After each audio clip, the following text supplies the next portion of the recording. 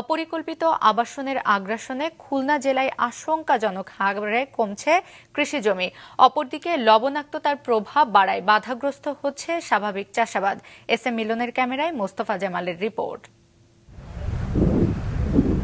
কৃষি সম্প্রসারণের তথ্যমতে 2009-10 সালে খুলনা জেলায় আবাদি জমির পরিমাণ ছিল 1,54,462 হেক্টর, যা বর্তমানে কমে 1,52,911 হেক্টরে দাঁড়িয়েছে।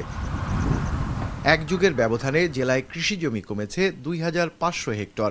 এজন্য কৃষি জমির অপরিকল্পিত ব্যবহারকে দায়ী করছে কৃষি অধিদপ্তর। আমাদের সরকার থেকে নির্দেশনা আছে 2 ফসলি জমি বা 3 ফসলি জমি কখনো করা যাবে না, অবকাঠামো করা ইটভাটা বা আমাদের আবাসনের জন্য এটা নেওয়া যাবে না। কিন্তু উপজেলা প্রশাসন থেকে যদি দিয়ে দেয় বা তার অনুমতি না নিয়ে যদি করে, এখানে আমাদের কিছু করার থাকে না। অন্যদিকে এই জেলাতে কৃষির জন্য অন্যতম চ্যালেঞ্জ হয়ে দাঁড়িয়েছে লবণাক্ত জমির পরিধি ও পরিমাণ বৃদ্ধি, বলছে মৃত্তিকা সম্পদ উন্নয়ন ইনস্টিটিউট। জেলার প্রায় 96,341 হেক্টর জমি উচ্চমাত্রায় লবণাক্ততায় আক্রান্ত। খুলনা জেলার 10টা উপজেলা আছে, সেখানে টোটাল এই 10টা জেলার আয়তন হচ্ছে আপনার 2,13,820 হেক্টর। সেখানে আমাদের সর্বশেষ জরিপের আমরা দেখছি এই লবণাক্ততা আক্রান্ত হচ্ছে 1,47,960 হেক্টর।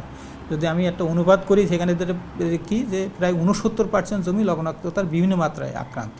কৃষিবিদরা বলছে পতিত জমি চাষের আওতায় আনা আর প্রযুক্তি ব্যবহারের মাধ্যমে ফসলের নিবিড়তা বাড়ানো সম্ভব না হলে দিন দিন এই অঞ্চলে ফসলের উৎপাদন হ্রাস পাবে।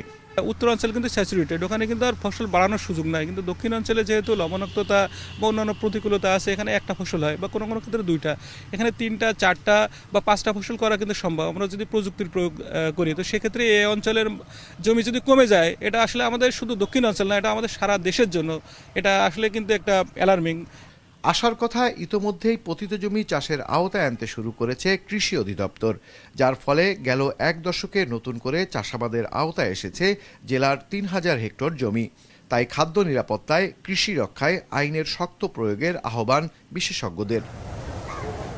মোস্তফা জামাল, মাছরাঙা সংবাদ, খুলনা।